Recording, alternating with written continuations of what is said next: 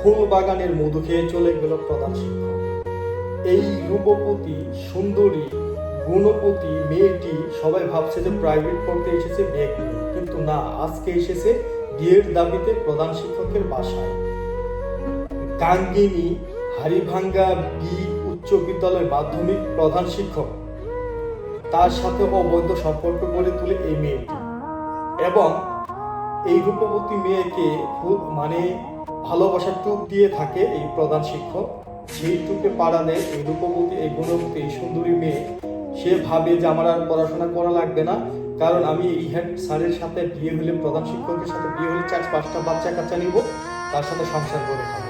কিন্তু তার হলো না। প্রধান শিক্ষকের বাসায় যখন প্রাইভেট পড়ার সময় এসে বলে আমি বিয়ে বসবো তার কাছে, তখন প্রধান শিক্ষক পালিয়ে চলে গেছে। আসলেও কিন্তু মেয়েটারও দোষ আছে, প্লাস স্যারেরও দোষ আছে। সে তো বাবার সমতুল্য, কিন্তু কেন সে ছাত্রীর সঙ্গে প্রেম করবে? এটি মারাত্মক একটি অন্যায়। পারলে ভিডিওটি শেয়ার করে দেবে।